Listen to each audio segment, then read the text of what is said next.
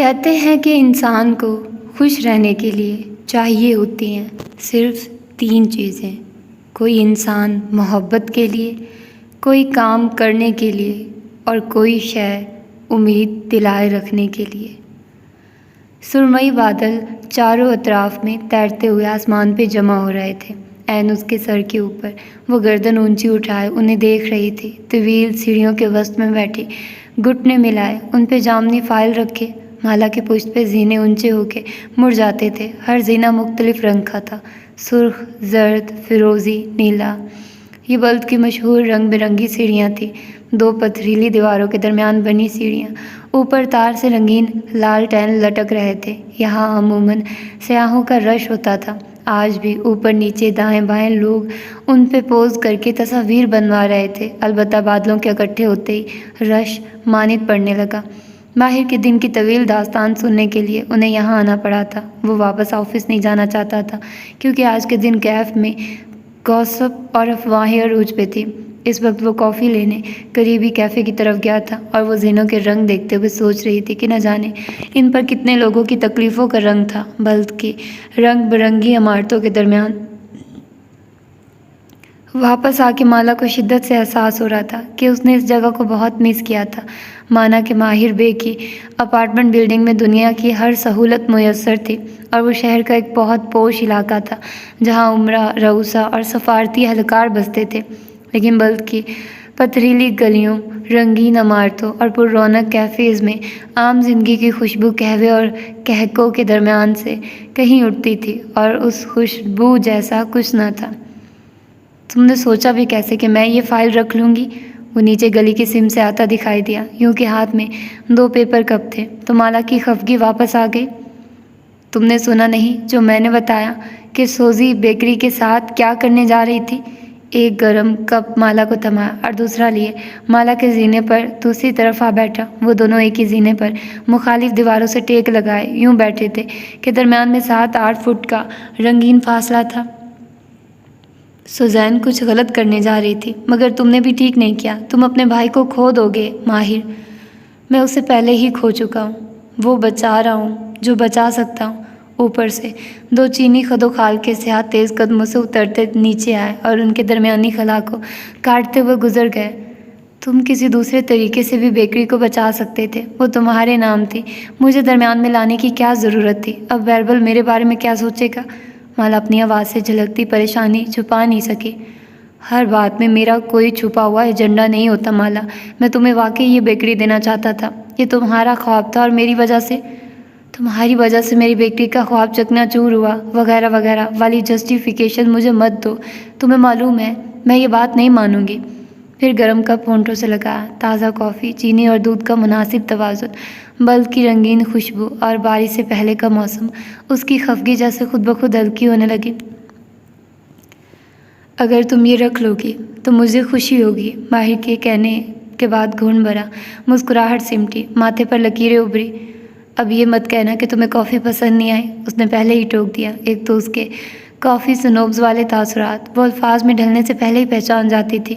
माहिर फरीद उस वक्त कशमाला को नाराज़ करने का ख़तरा मोल नहीं ले सकता था, इसलिए उसने बदिक्कत उस कॉफ़ी की शान में बहुत कुछ कहने से खुद को रोका। बीन्स अच्छी क्वालिटी के नहीं थे, ना ही उनका रोस्ट उसके मेयार के मुताबिक था। वो मुतवक्को बारिश के बायस ज़्यादा दूर नहीं जाना चाहता था, इसीलिए उस कैफ़े पे समझौता कर लिया। लेकिन आइंदा वो यहाँ से कॉफ़ी नहीं लेगा। उसने जहन में उस कैफ़े को उन तमाम कैफ़ेज़ की लिस्ट में डाल दिया जिन्हें वो कैंसिल करता आया था।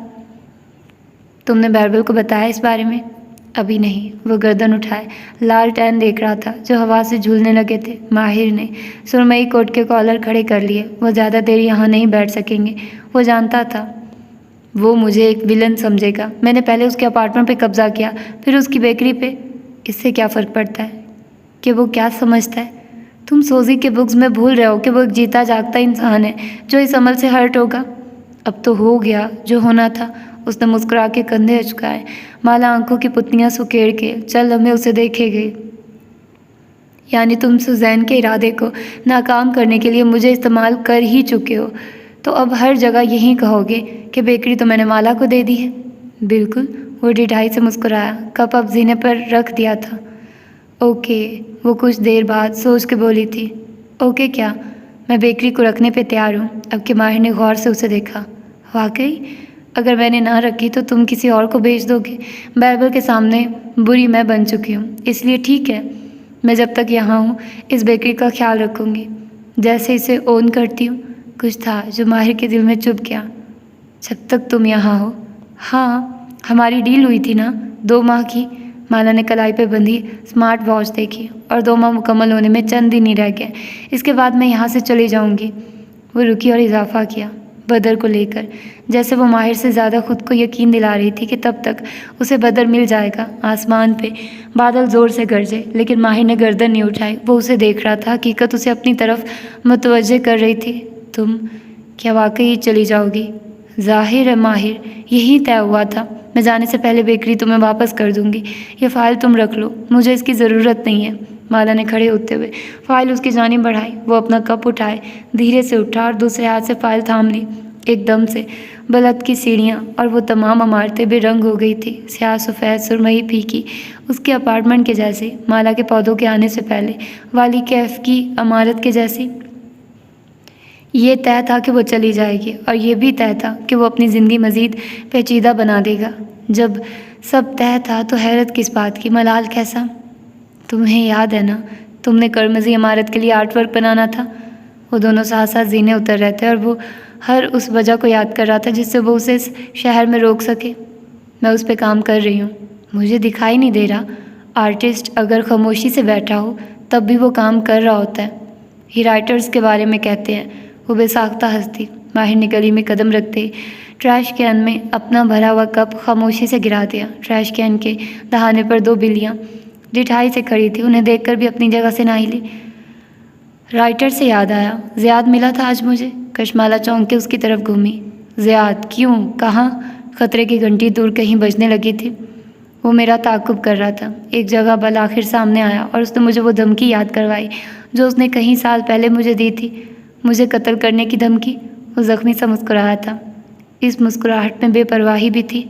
मगर वो उस दिन मुझे मिला था और वो कह रहा था कि वो बदल गया। ज़ियाद नहीं बदलेगा माला। कशमाला ने अफसोस से सर दाएं बाएं हिलाया। वो रो रहा था। मुझे लगा वो वाकई शायद कोई एक उम्मीद। उसने सर झटका। क्या तुम्हें यकीन नहीं आया? माही ने गौर से उसके चेहरे को देखा। नहीं, ऑफ कोर्स मुझे तुम्हारा यकीन है। मैं बस हैरान हूँ। कभी कभी मुझे लगता है कि तुम ज़ियाद को जानने के बावजूद उसके ईवलपन की इंतहा पे यकीन नहीं करती। तुम्हें लगता है वो एक हद से आगे नहीं बढ़ेगा, लेकिन याद रखना वो हमेशा तुम्हें गलत साबित करेगा। फ़िलहाल तो तुम गलत साबित हुए आलियान के मामले में। पहले तुम उसकी मौजूदगी से इनकारी थे और अब भी तुम उस पर फोकस नहीं कर रहे। माहिर की बात उसे ज़ोर से लगी थी। ज़ियाद की हद क्या हो सकती थी? मालिक फ़रीद उसे बावर करवा चुके थे, इसीलिए मौजू बदल दिया। तुमने आलियान की माँ को उसके बारे में क्यों बताया? वो दोनों गली में आगे बढ़ते जा रहे थे और ऊपर बादलों का रंग गहरा हो रहा था। वो मुसलसल मुझे सता रहा था। मैंने सोचा क्यों ना उसे सताया जाए, डिफेंसिव की बजाय ऑफेंसिव होके खेला जाए। और वो तुम्हें किस तरह सता रहा था? मैं पहले ही बता चुकी हूँ कि वो मेरा राज नहीं था, ना मैं उसे बिना तस्दीक के किसी को बता सकती हूँ। वो मालिक साहब की बात थी, उनको बता दी, किस्सा ख़त्म। फिर रुक के गौर से माहिर को देखा। और तुम मुझसे वादा करो कि तुम मालिक साहब से इस बारे में कुछ नहीं पूछोगे? माहिर फ़रीद ने दोनों हाथ ऊपर उठा दिए। जामनी फाइल एक हाथ में थी। वादा, मैं मालिक से इस बारे में कुछ नहीं पूछूंगा। खुश? माला ने इत्मीनान से सर को जुम्बिश दी और कदम आगे बढ़ा दिए। तुम्हें सुजैन को कन्फ्रंट करने की क्या ज़रूरत थी? वो अभी तक जैसे बेकरी वाले मामले पे नाखुश थी। वो बहुत वक्त लगा रही थी मेरी खुशामदों में, मेरे साथ अच्छा ताल्लुक़ इस्तवार करने में। मैं चाहता था हालात फास्ट फॉरवर्ड हो जाएं, वो जल्दी खुद को एक्सपोज कर दे। तुम्हारे इस अमल से बाइबल तुमसे मज़ीद बददिल होगा। मेरे इस अमल से सुजैन खुद को एक्सपोज करेगी। वो दोनों गोल पत्थरों वाली गली में आगे बढ़ते जा रहे थे और माहिर की आवाज़ मध्यम हो रही थी। नीली कोट में मलबूस सुजैन तेज़ तेज़ कदमों से अपार्टमेंट बिल्डिंग की सीढ़ियाँ उतर रही थी। उसका चेहरा सुर्ख था और आंखों में पानी। लोग शादी के बाद नहीं बदलते, जो वो होते हैं मज़ीद वहीं बनते जाते हैं। उसने बाइबल से शादी सिर्फ उसकी दौलत के लिए की है। उसे वो सारी दौलत चाहिए, कंपनी में हिस्सा भी, बेकरी भी। सूजी ने ड्राइव करते हुए चेहरा दाएं जाने मोड़ा। सड़क किनारे बेकरी की इमारत दिखाई दी। ब्लाइंड्स बंद थे और दरवाजे पर क्लोज का साइन लगा था। आंखें फिर से भीगने लगी और पेशानी की रगें तन गई।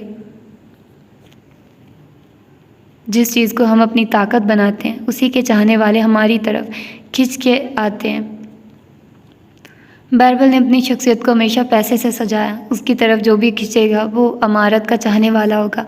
और मैं सूजी को जानता हूँ, वो ऐसी लड़की नहीं है जो बाइबल की किसी दूसरी खूबी की वजह से उसकी तरफ मतवज्जे हुई हो। सुजैन धार से दरवाज़ा खोल के बेडरूम में दाखिल हुई। बाइबल बेड के किनारे लेटा मोबाइल पर बटन दबा रहा था। चौंक के उसे देखा, जिसका चेहरा गुलाबी हो रहा था। चूँकि वो दौलत के लिए आई है, इसलिए वो जल्दी जल्दी नकब लगाने की कोशिश करेगी। मेरे इस अमल ने चीज़ों को सिर्फ फास्ट फॉरवर्ड किया है ताकि उनका हनीमून फेज़ ख़त्म हो और हकीकत सामने आए। बाइबल बेड के किनारे बैठा था और सुजैन ड्रेसिंग मिरर के सामने खड़ी कानों से नोच के इयररिंग्स उतार रही थी। साथ ही हाथ हिलाते हुए वो तेज़ तेज़ कुछ कह रही थी।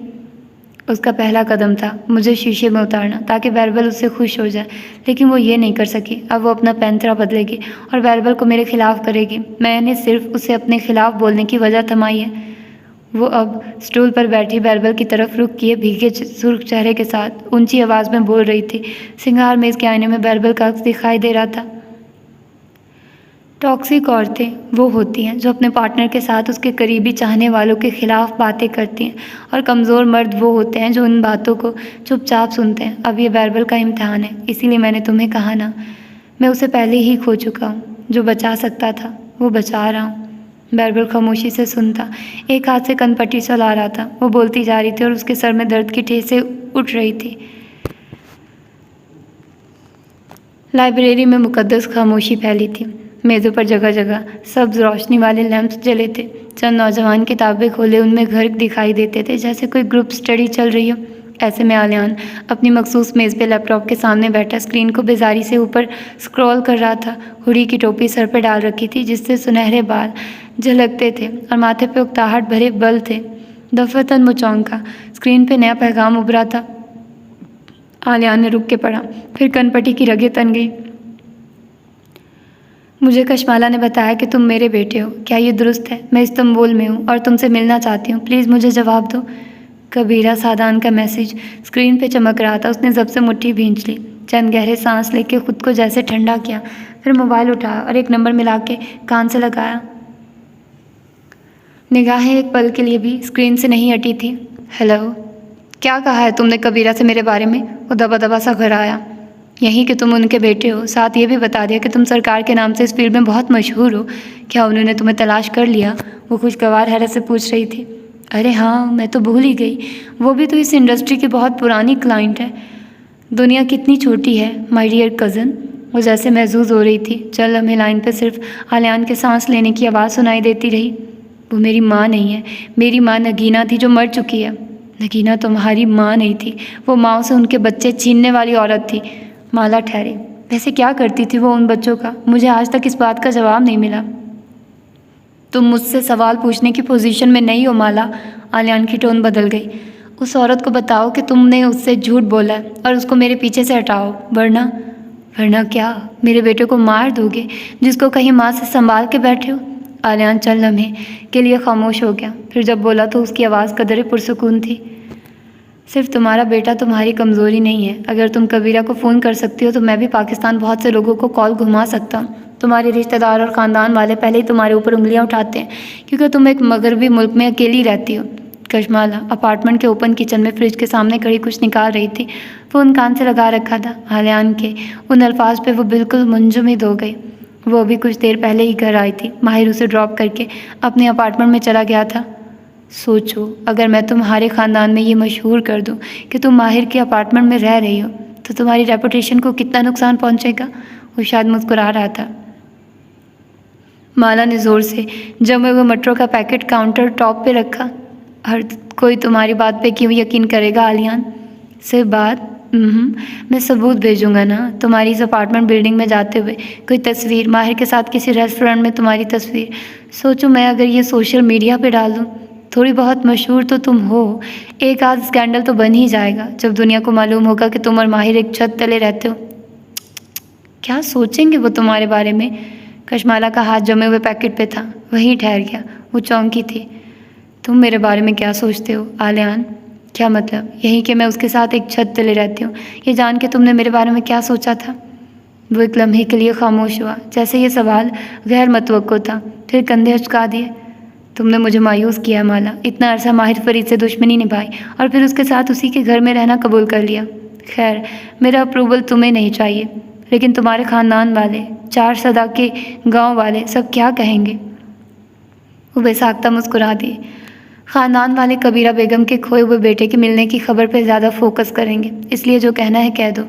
माला किसी से नहीं डरती। उसने कॉल काट के मोबाइल नीचे किया और मुस्कुरा के चारों तरफ निगाहें दौड़ाई। वो माहिर के अपार्टमेंट में उसके साथ एक छत तले नहीं रहती थी, वो साथ वाले अपार्टमेंट में रहती थी। दोनों की छत मुख्तलिफ थी, लेकिन आलियान को ये बात मालूम नहीं थी। इसका मतलब था कि आलियान के जासूसी नेटवर्क में भी झोल था। उसके जन्नात या उसके इंसान वो सब कुछ नहीं जानते थे। कोई कितना बड़ा सरकार ही क्यों ना बन जाए, वो सब कुछ नहीं जान सकता था। और बल आखिर कशमाला मुबीन के हाथों में उसकी कमज़ोरी आ गई थी। माला की आलियान से गुफ्तगू से पहले माहिर ने उसे अपार्टमेंट बिल्डिंग के सामने उतारा था। वो उतर के ऊपर चली गई और वो कार में बैठा कुछ देर चंद ज़रूरी कॉल्स करता रहा। फिर फ्रंट सीट पर रखी जामनी फाइल उठाई और ख़ुद भी अंदर चला आया। मतलूबा फ्लोर की राहदारी जर्द लैम्प से नीम रोशन थी और माहिर के अपार्टमेंट के सामने गार्ड मुस्तैद खड़ा था। वो फ़ोन कान से लगाए, दूसरे हाथ में फ़ाइल थामे लिफ्ट से बाहर निकला और अपार्टमेंट की जानिब आया। वो आज मुझे मिला है, ज़ियाद सुल्तान धमकी दे रहा था। मैं पुलिस की एक कार को तुम्हारे अपार्टमेंट के बाहर खड़ा कर देता हूँ, वो कुछ नहीं करेगा। चिंगेज़ हस्बे तवक्को उससे ज़्यादा परेशान हो गया था। ये ठीक है, मेरे गार्ड्स भी मौजूद हैं। उसने गार्ड को सर के खम से सलाम किया और दरवाजे के की पैड पे कोड पंच करने लगा। बिप बिप सुनाई दी और फिर दरवाजे खुलने की क्लिक। मुझे अपनी फ़िक्र नहीं है, हिलाल की है और माला की। एक नज़र साथ वाले अपार्टमेंट के बंद दरवाजे पे डाली। क्या तुम ये चेक कर सकते हो कि ज़ियाद वाकई इस मुल्क में किसी सरकारी असाइनमेंट पे आया है? अगर ऐसा है तो उसके हैंडल से बात की जा सकती है, सिर्फ वहीं उसको बाज रख सकते हैं। ये चेक करना मुश्किल होगा, नामुमकिन नहीं। मैं देखता हूँ। राब्ता मुनक़ता हुआ तो माहिर अंदर दाखिल हुआ। जूते उतारे, अपार्टमेंट में सन्नाटा था। अलबत्ता वो जानता था आगे किस किस्म का मंजर उसका मुंतज़िर होगा। सुरमई कोट उतार के तह करके बाजू पर रखा, ऐसे कि जामनी फाइल उसके अंदर छुप गई। फिर आगे आया। लाउंज की सारी बत्तियां रोशन थी और स्याह सोफ़ों पर बैरबल और सुजैन बैठे उसे आते देख रहे थे।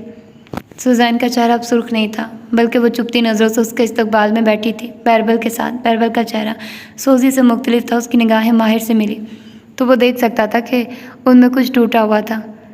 क्या तुम लोग डिनर के लिए मेरा इंतज़ार कर रहे हो? मैं खाना खा के आया हूँ। वो कमरे की तरफ जाने लगा। जब आप हमसे बात किए बगैर नहीं जाएंगे। वो उठ खड़ी हुई तो वो ठहर गया, सीने पर बाजू लपेटे। वो आंखें छोटी किए उसे घूर रही थी। बैरबल भी ज़ख्मी नज़रों से उसे ही देख रहा था।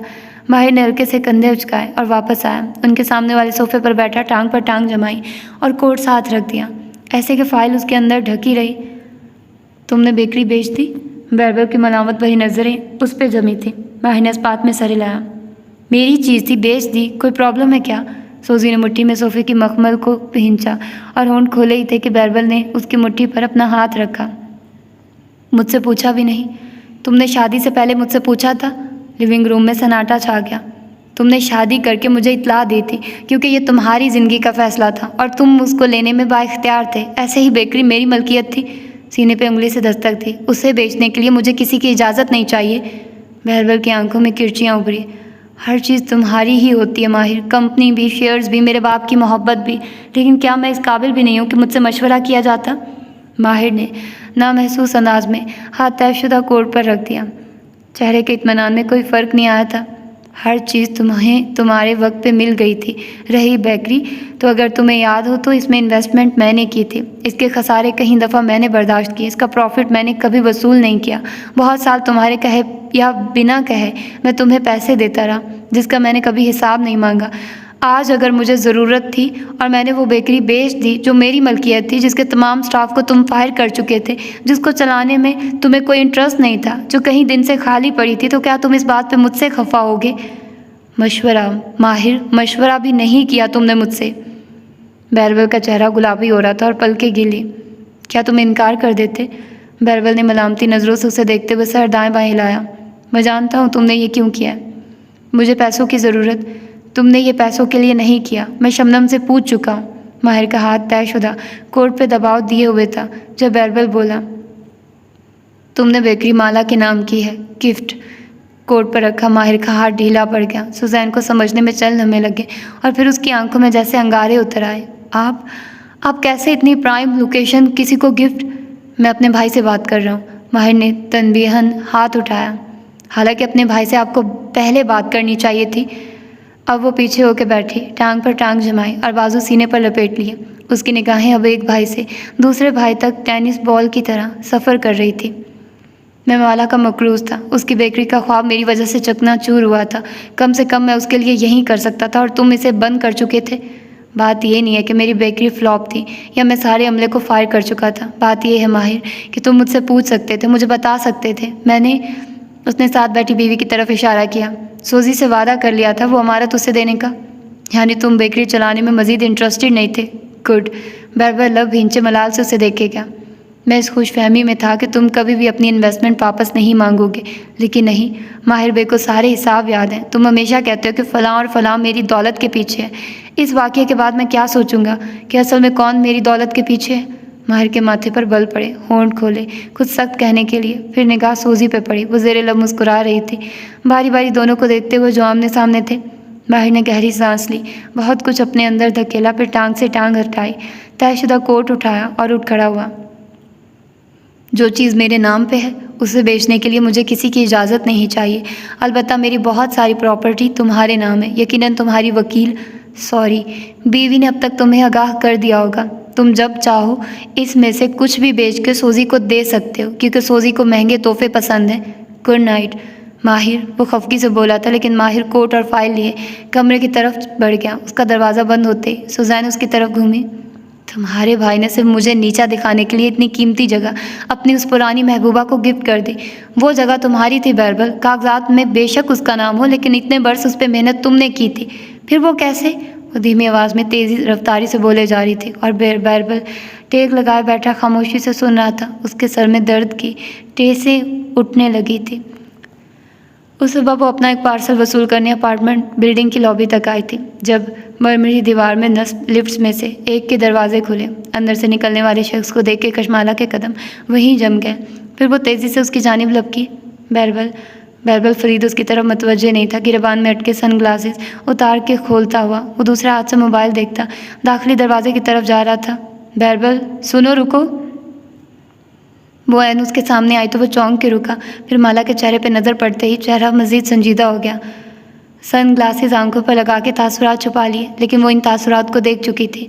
बैरबल प्लीज़ मेरी बात सुनो, इसमें मेरा कोई कसूर नहीं था।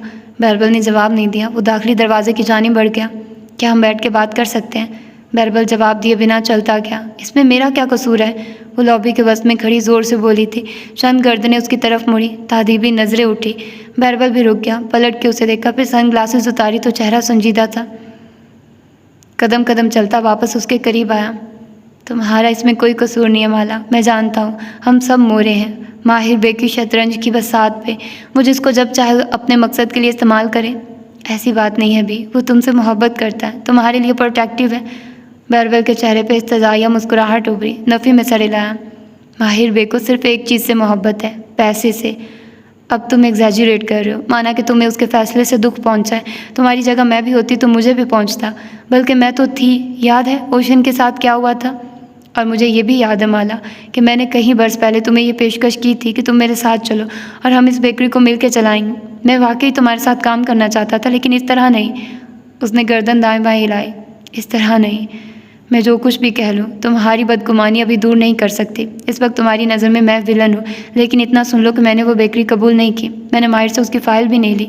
मैं जल्द या बदीर तुम लोगों की ज़िंदगी से निकल जाऊँगी, लेकिन अगर मैं उसको ना लेती तो माहिर शायद किसी और को बेच देता। सो जब तक मैं यहाँ हूँ मैं किसी अमानत की तरह इसका ख्याल रखूँगी और जाने से पहले तुम्हारे हवाले करूँगी उसे। ये बेकरी तुम्हारी थी और तुम्हारी ही रहेगी, चाहे कागज़ पे नाम माहिर का हो या माला का।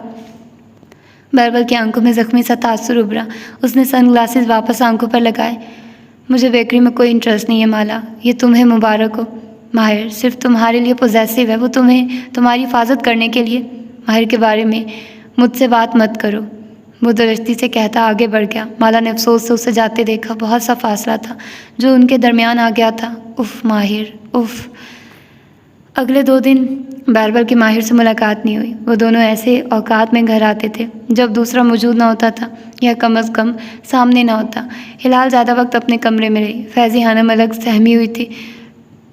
घर के माहौल में मुसलसल एक तनाव की कैफियत थी। सिर्फ एक सोजी थी जो रिलैक्स सी खा पी रही थी, टीवी देख रही थी या बाहर घूम फिर रही थी। उसके ऊपर से मनोबोझ उतर गया था। अब उसे किसी किस्म का दिखावा करने की ज़रूरत नहीं थी। अब वो खुल के खेल सकती थी। माहिर से बैरबल की मुलाकात तीसरे दिन अस्पताल में हुई। अब्दुल मालिक फ़रीद का क्लिनिकल ट्रायल एक प्राइवेट सेटअप में हो रहा था। ये एक छोटा सा मगर जदीद हालात से लैस अस्पताल था, जिसकी इमारत में जगह जगह दीवार के शीशे इस्तेमाल किए गए थे। जिस हॉल में मालिक फ़रीद को रखा गया था, उसकी शीशे की दीवार एक जिन से सन रूम में खुलती थी। एक open to sky sun room था। उसकी छत शीशे की थी और उसमें बहुत से पौधे रखे गए थे। जगह जगह कैन के आरामदेह काउच रखे थे, जिन पर मरीजों के अटेंडेंट और फैमिलीज बैठ के शीशे की दीवार के पार अपने मरीज़ को देख सकते थे। माहिर और बैरबल 2 कुर्सियों पर साथ साथ बैठे थे। सामने शीशे की दीवार के पार कतार में बेड दिखाई देते थे। हर बेड पर एक मरीज़ लेटा था और उसको नालियों के ज़रिए आई हुई बैग में एक पानी की तरह शफाफ रंग की दवा लगी थी। मालिक फ़रीद ऐनक आंखों पर लगाए मोबाइल पर झुके थे। वो उनकी तरफ मुतवज्जे नहीं थे या शायद जानबूझ के उन्हें देखना नहीं चाहते थे। मैंने एक फ़ैसला किया है। माहिर ने चेहरा घुमा के उसे देखा। छोटे घुंघराले बालों वाला बैरबल आंखों पे सनग्लासेस जमाए सामने देख रहा था। अभी बताओगे या फैसले पे अमल करने के बाद? बैरबल ने चश्मा उतार के नीचे रखा। निगाहें सामने जमी रही। मैं सुजैन की लॉ फर्म में इन्वेस्ट करने जा रहा हूँ। माहिर के अब्रू इस्तेजाब से उठे। चल हमें के लिए वो कुछ बोल ना सका। और इसके लिए मैं अपनी कुछ प्रॉपर्टी बेचने लगा हूँ। क्या तुम्हें ये याद है कि तुम कभी किसी लॉ स्कूल नहीं गए? इन्वेस्टमेंट करने के लिए मेरा वकील होना ज़रूरी नहीं है। मैं इन्वेस्टमेंट करूँगा, हम चंद अच्छे लॉयर्स हायर करेंगे और बाकी मामला सुजैन देखेगी। हम मिलकर लॉ फर्म को चलाएंगे। माहिर फ़रीद ने बहुत ज़ब्त से बज़ाहिर समझते हुए इस बात में सर हिलाया। ये शहर की पहली लॉ फर्म होगी जिसका मालिक वकील नहीं होगा। मैं अपना रिसर्च कर चुका हूँ। बहुत सी लॉ फर्म्स के मालिक वकील नहीं होते। ये रिसर्च तुम्हारी बीवी ने लिखा होगा यकीनन। बैरबल ने शिकायती नज़रों से उसे देखा। पहले मैं समझा था कि तुम मेरे और उसके रिश्ते को कबूल करने में वक्त लोगे, लेकिन नहीं, तुम वक्त लेना ही नहीं चाहते। तुम इस रिश्ते को सबूतास करने की हर मुमकिन कोशिश करते रहोगे क्योंकि तुम एक कंट्रोल फ्रीक हो माहिर, और तुम्हें मेरा इंडिपेंडेंट होना और तुम्हारे कंट्रोल से निकल जाना बेचैन कर रहा है। बेहतर है कि तुम अपनी ज़िंदगी पे फोकस करो और मुझे और सुजैन को अपने हाल पे छोड़ दो। मैं कब का तुम लोगों को तुम्हारे हाल पर छोड़ चुका हूँ। तुम्हारी जो मर्ज़ी तुम करो। मुझे पेपर चाहिए उस कॉटेज के जो तुमने मेरे नाम पे ले रखा है। मैं उसे बेचने लगा हूँ। वो पूछ नहीं रहा था, बता रहा था। भाई ने शीशे के पार मालिक फ़रीद को देखते हुए हल्के से कंधे झुकाए। कल मेरा वकील पेपर तुम्हारे हवाले कर देगा। शौक़ से बेचो उस घर को, बल्कि अपने नाम की गई हर चीज़ को। जब वो तुम्हें कंगाल करके छोड़ जाए तो मेरे पास आ जाना, मैं यहीं हूँगा। वो उठ खड़ा हुआ। फिक्र मत करो, मैं तुम्हारे पास कभी नहीं आऊँगा। व्हाटएवर। वो आगे बढ़ गया और शीशे की दीवार के करीब आ खड़ा हुआ जहाँ ज़ारा खड़ी थी। उसकी निगाहें अब्दुल मालिक फ़रीद पे जमी थी, जो अब कदरे उकताहट और पहलू बदल रहे थे। तकलीफ़ के आसार हर मरीज़ के चेहरे पे थे, चाहे उसे प्लेसेबो लग रहा था या असल दवा। बाबा ठीक हो जाएंगे ना? वो करीब आया तो ज़ारा ने पूछा। कंधों पर शॉल लपेटे वो गुलाबी होती नाक और गीली आंखों से मालिक फ़रीद को देख रही थी। शॉल से उसके आधे बाल छुप गए थे। मेकअप भी नहीं कर रखा था। वो उदास थी। हम अपनी हर मुमकिन कोशिश जारी रखेंगे ज़ारा, तुम दुआ करो, वो नरमी से बोला। ज़ारा ने इस बात में सर हिला दिया। चल हमें। वो दोनों साथ साथ खड़े रहे। उसी पल माहिर की कलाई पर बंधी घड़ी थरथराने लगी। माहिर ने मोबाइल निकाला। Green eyes calling. ज़ारा की निगाह भी स्क्रीन पर झुकी। माहिर, अगर कोई ज़रूरी काम नहीं है तो क्या तुम कुछ देर यहाँ रुक सकते हो? फ़ोन 2 घंटियों के लिए के बाद खामोश हो गया था। उसने चेहरा उठा के ज़ारा को देखा। असल में मैं कभी भी बाबा के इलाज का हिस्सा नहीं बनी थी। तुम हमेशा उनके साथ रहे हो। आज पहली दफ़ा मैं उनको यूँ एक दवा लगते हुए तकलीफ़ में देख रही हूँ और मुझसे बर्दाश्त नहीं हो रहा। आंसू उसकी पलकों पे अटके थे। उंगलियाँ किसी भी किस्म की अंगूठी से खाली थी। एक गिर सा था जो माहिर के दिल को बोझल करने लगा। मैं यही हूँ, डोंट वरी। उसकी तसल्ली पर ज़ारा मुस्कुरा दी और सामने देखने लगी। क्या कुछ अर्जेंट है माला? कॉल बैक की बजाय उसकी उंगलियाँ मैसेज टाइप करने लगी। चल हमें बाद ही जवाब मौसूल हुआ था। No, by mistake. वो चल हमें माला के मैसेज को देखे गया। अगर कोई अहम बात होती तो वो 2 घंटियों बाद कॉल ना काटती। शायद वाकई गलती से कॉल की हो। सुबह सुबह वो कहाँ कॉल कर सकती थी। उसने मोबाइल जेब में डाल दिया, फिर दोबारा से तसल्ली अमेज़ अंदाज में बोला, मैं यही हूँ, डोंट वरी। अब वो दोनों खामोशी से साथ साथ खड़े दीवार के पार देख रहे थे। पीछे बैरबल कुर्सी पर बैठा था और एक कोने में अमार खड़ा था। सबकी निगाहें मालिक फ़रीद के चेहरे पे जमी थी। वो मालिक फ़रीद जिन्हें वो बचपन से शेयर करते आ रहे थे। जिनसे उनका लव हेट रिलेशनशिप हमेशा कायम रहा था, और वो सब जानते थे कि अगर मालिक फरीद इस बीमारी का मुकाबला ना कर सके तो उनका गम उनकी मोहब्बत से बढ़ जाएगा।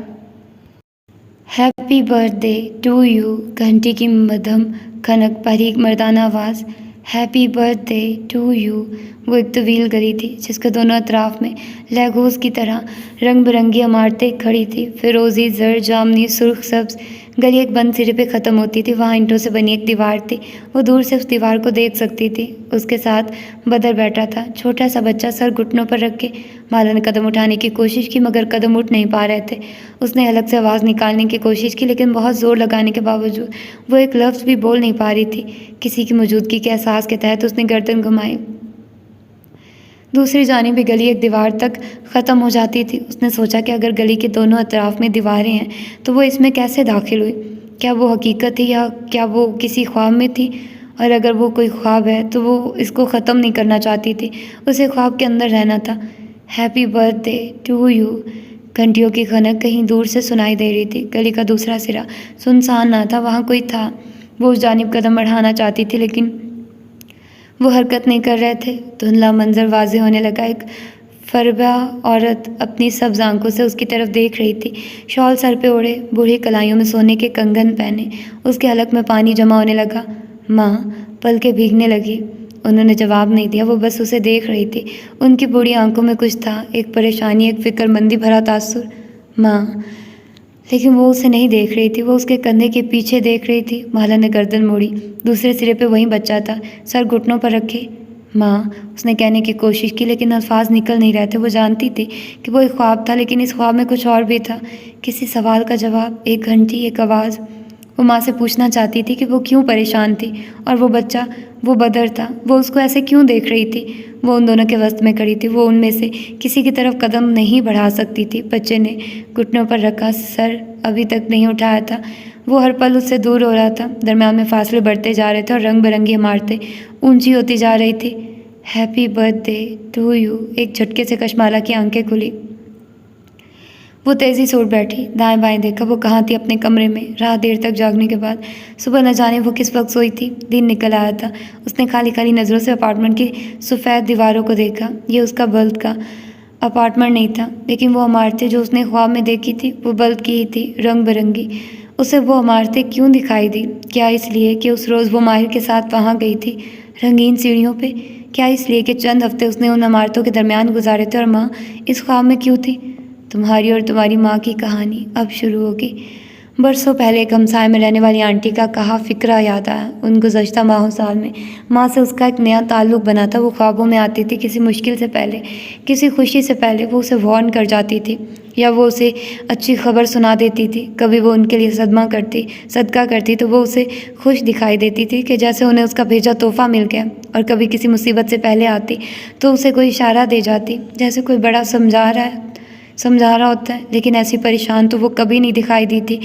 वो क्यों परेशान थी? उसका सारा जिस्म पसीने से तर था, दिल बुरी तरह धड़क रहा था। वो आवाज़ हैप्पी बर्थडे टू यू वो बहुत अरसे बाद सुनाई दी थी। क्या हिलाल अब भी अपने म्यूज़िक बॉक्स की चाबी को घुमाती थी? वो म्यूज़िक बॉक्स कहाँ गया? सवाल ही सवाल उसके कानों में गूंजने लगे।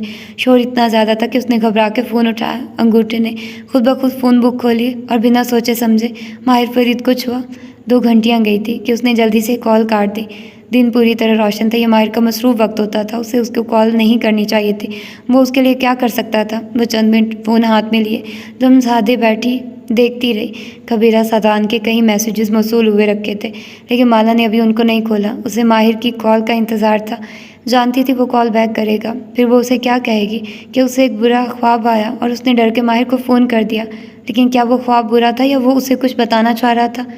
क्या कुछ अर्जेंट है माला? मैसेज मौसूल होते उसके कंधे ढलक गए। वो यकीनन उसके काम का वक्त था। वो किसी मीटिंग में, किसी कंस्ट्रक्शन के मामले में मसरूफ़ खड़ा होगा और माला ऐसे ही उसका वक्त ज़ाया करेगी। वो उसका हर मसला नहीं हल कर सकता था। जितना कर चुका था वो बहुत था। उसकी उंगलियां टाइप करने लगी। नहीं, गलती से वो फ़ोन बेदिली से परे डाल दिया। जहन अभी तक ख्वाब के दरमियान फंसा था और वो घंटी की आवाज़, वो क्या थी? जैसे कदीम ज़मानों में दरवाज़ों के साथ बांधी जाने वाली घंटियाँ जो छूने पे एक दूसरे से टकराएं और बज उठे। ये आवाज़ उसने पहले कहीं नहीं सुनी थी। ये कहाँ से उसके लाशोर में घुस आई थी? सवाल दर सवाल। माला के कमरे की दीवार के पार हिलाल के कमरे की बत्तियां बुझी थी। खिड़की खुली थी जिसकी रोशनी ने सारे कमरे को मुनव्वर कर रखा था। वो स्टूल पर बैठी स्टैंड पर रखी टेपेस्ट्री के धागे उंगलियों से बुन रही थी। बाल ऊंची पोनी में बंधे किसी घुंघरियाली आबशार की तरह नीचे गिर रहे थे। उसने एक गिरा लगाई, झुक के दान से गांठ को मजबूत किया, फिर सीधी हुई। आंखें दूर किसी गैर मरई नुक्ते पे जमी थी और वो दोनों हाथ टेपेस्ट्री के स्टैंड को उठा रहे थे। वो कमरे में तन्हा थी, फिर भी रुक के महसूस किया नहीं, कोई नहीं था वहाँ। उसने एहतियात से चौखटा उठाया, फिर उसे पलटाया। असल तस्वीर पीछे की जानिब बन रही थी। टेपेस्ट्री को उल्टाने से वो दिखाई देती थी। सामने से तो यूँ लगता था कि रंगीन धागों की गांठों का मलगूबा है, लेकिन जब उल्टा के देखो तो एक तस्वीर का दामन नुमाया हो रहा था। उसका निचला हिस्सा जहाँ कढ़ाई की तरह रंग एक तस्वीर बना रहे थे। भूरी ज़मीन और उसके ऊपर एक जामनी घंटी गिरी थी, कदीम ज़मानों के चर्च बेल के जैसी। हिलाल की उंगलियों ने उभरी हुई घंटी को छू के उसके किनारों को उंगली से जैसे ट्रेस किया, फिर तसल्ली से सर हिलाया और टेपेस्ट्री को उल्टा दिया। अब वो फिर से रंगीन धागों का एक मलगूबा लग रही थी। तस्वीर झुक गई थी। हिलाल ने सुई उठा लिया और उसके ऊपर झुक गई। रात के उस पहर बल्ब की रोशनी अब मध्यम हो चुकी थी। गली में चंद दुकानें ही रोशन थी और इक्का दुक्का राहगीर सड़क से गुजर रहे थे। रंगीन सीढ़ियाँ अलबत्ता नीम अंधेरे में वीरान पड़ी थी। स्ट्रीट पूल्स की रोशनी चंद जीनों को मुनव्वर किए हुए थी, बाकी जगह अंधेरा था। ऐसे ही एक अंधेर जीने पर वो बैठी थी, पथरीली दीवार से टेक लगाए, सीने पर बाजू लपेटे, गर्म कोट में मलबूस बाल पोनी में बांधे वो मुट्ठी में कुछ दबाए हुए थी। दफतन वो कदमों की आवाज़ पे चौंकी, गर्दन तिरछी करके देखा।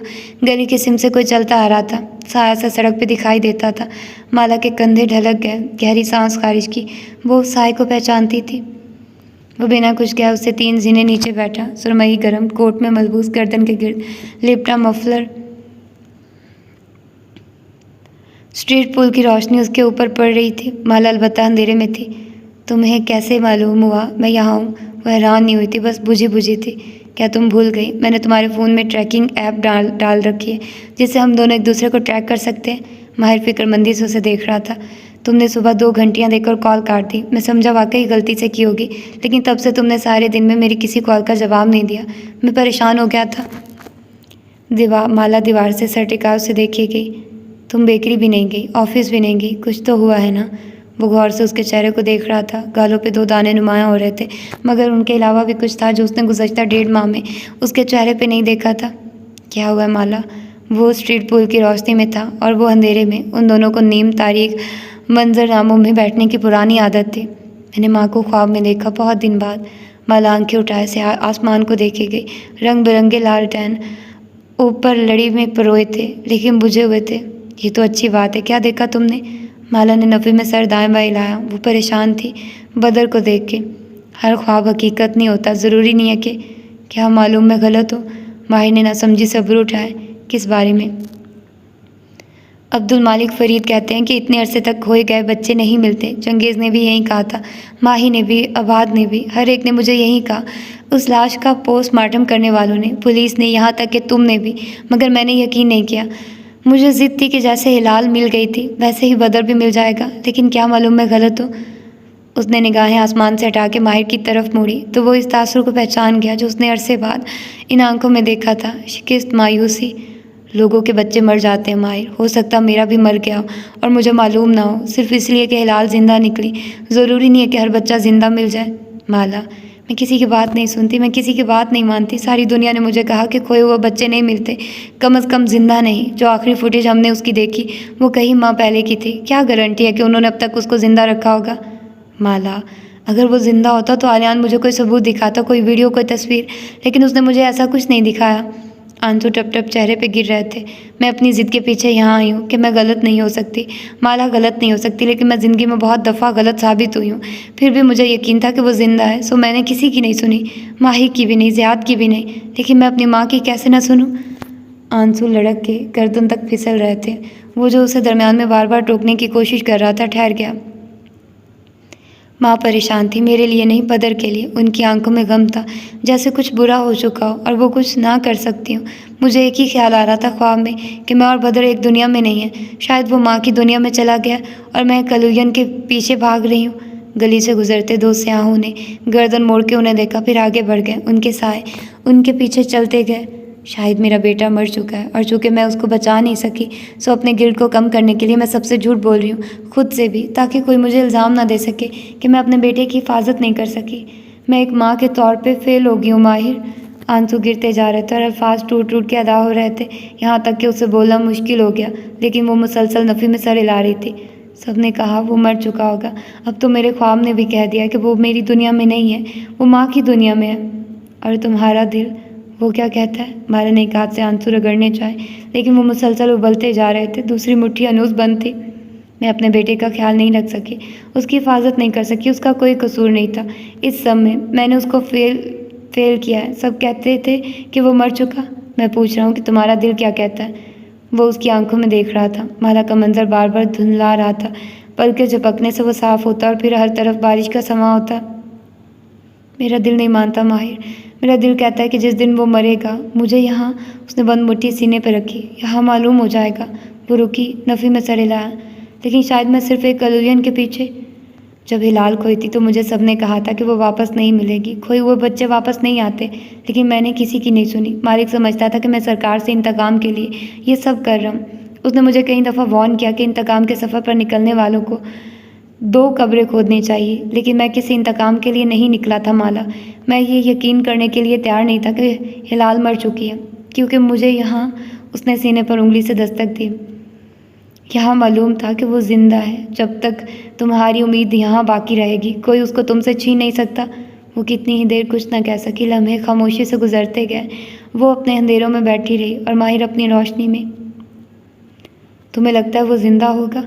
बहुत देर बाद माला ने पूछा तो उसकी आंखों में उम्मीद और खौफ एक साथ किसी तूफान की जद में आए दिए की तरह टिमटिमा रहे थे। पूछने के बाद उसने जैसे सांस रोक लिया, जैसे माहिर की ज़ुबान से निकलने वाला अगला लफ्ज़ उसकी उम्मीद तोड़ के उसके खौफ को सच साबित कर देगा।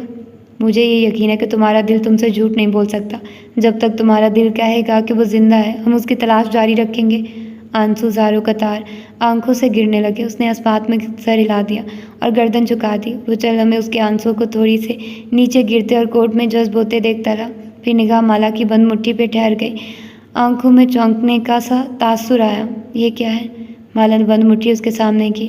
जिस रोज़ मेरी फैमिली ने, यानी माही ने, आबाद ने, सब ने बदर के मामले में हार मान ली थी और मुझे कहा था कि मैं तस्लीम कर लूँ कि बच्चे मर जाते हैं, उस रोज़ ये मुझे मिला था। उसने मुट्ठी खोली। नीम अंधेर सीढ़ियों में बैठे दोनों अफराद के दरमियान उसकी फैली हुई मुट्ठी थी और उस पर चमकता पत्थर जिस पे खुदे अल्फाज चांद की रोशनी में दमक रहे थे। मैं हमेशा तुम्हारी मदद के लिए मौजूद होऊंगा। माहिर फरीद सांस नहीं ले सका। वो बस उस पत्थर को देखे। क्या उसने हाथ पत्थर की तरफ नहीं बढ़ाया, लेकिन आंखें भी नहीं उठाई। तुम्हें ये मिल गया था? उसकी आवाज़ में मलाल सा था, आंच सी। उसी आवाज़ में वो हमेशा कहा करता था कि काश वो मुख्तलिफ हालात में मिले होते। ये पत्थर मेरा कंफर्ट स्टोन बन गया था माहिर। इसने मुझे हिम्मत दी इस्तांबुल आने की। अपनी अना पे पैर रख के तुम्हारे ऑफिस तक मुझे ये लाया था। इसने मुझे हौसला दिया, मुझे याद दिलाया कि कोई था जिसने अपने खोए हुए बच्चे की ज़िंदगी पे हार नहीं मानी थी और आखिर में उसको वो बच्चा मिल गया था। उसने मुट्ठी बंद कर दी तो माहिर ने निगाहें उठाई। कुछ कहने के लिए होंठ खोले, लेकिन सारे अल्फाज ख़त्म हो गए थे। माला ने नाक से गीली सांस अंदर खींची। ये तब से मेरे पास है, मेरे पर्स में, मेरी मुट्ठी में। मुझे इससे कंफर्ट मिलती है। अगर तुम मेरे साथ ये डील ना करते और मुझे अपने ऑफिस से ना उम्मीद करके भेज देते, तब भी ये मेरे साथ रहता। वो उदासी से मुस्कुराया। मैं कभी कभी ये बनाता हूँ, मैं जानती हूँ। मैं तुम्हारे लिए एक और बना सकता हूँ। मेरे लिए एक ही काफ़ी है। वो भीगी आंखों से मुस्कुराई तो वो भी मुस्कुरा दिया। जानता हूँ कशमाला हानम को मुझसे फेवर्स लेना पसंद नहीं है। चल हमें खामोशी से गुजर गए। फिर माला की मुस्कुराहट मधम हुई। तूफान में टिमटिमाता दिया वापस आंखों में दिखाई दिया। तुम्हें वाकई यकीन है कि हम बदर को ढूंढ लेंगे? मुझे यकीन है कि तुम्हारा दिल तुमसे झूठ नहीं बोल सकता। वो पूरे दिल से मुस्कुरा दी।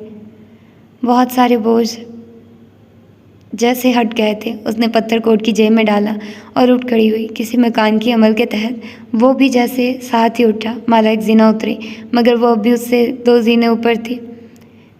कद के फ़र्क के बाइस वो दोनों बराबर खड़े थे। पर्पल क्यों?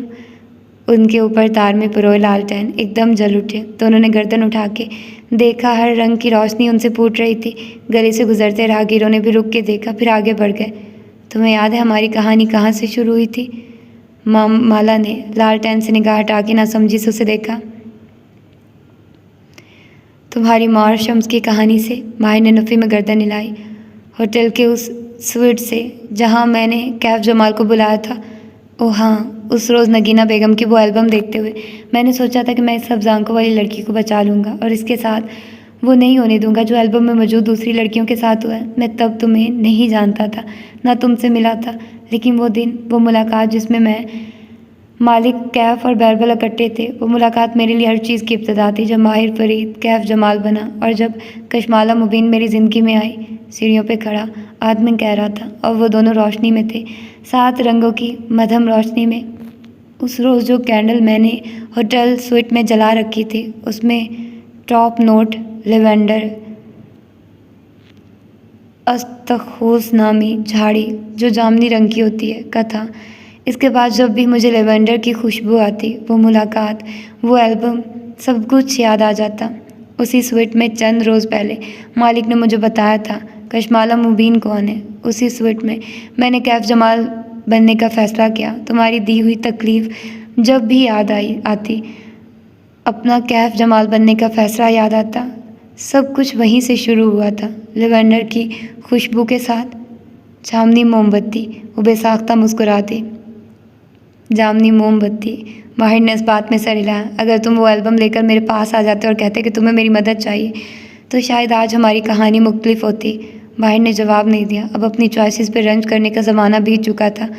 वो दोनों साथ साथ जीने उतरने लगे। दफ़तन वो रुकी, चेहरा उसकी तरफ मोड़ा तो माहिर ने देखा उसकी मुतर्रम आंखों में एक चमक उभरी थी।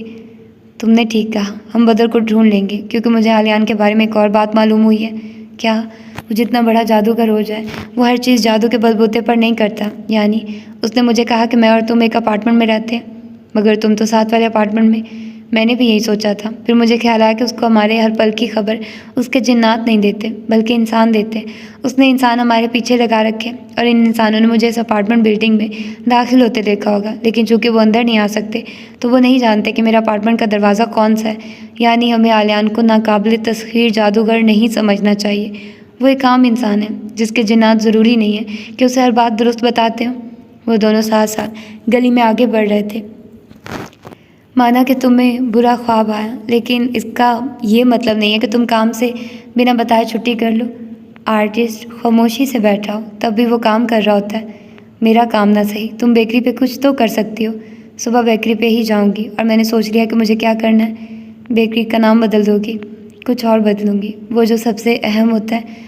उनकी आवाज़ें मध्यम होती जा रही थी और वो दो सायों की तरह दूर जा रहे थे। सीढ़ियों के सामने वाली गली में चंद रंगीन इमारतें साथ साथ खड़ी थी। उनमें से एक इमारत पिस्ते के जैसी सब्ज रंग की थी। उसकी बलाई तरीन मंजिल की खिड़की से कोई उन्हें दूर जाते देख रहा था।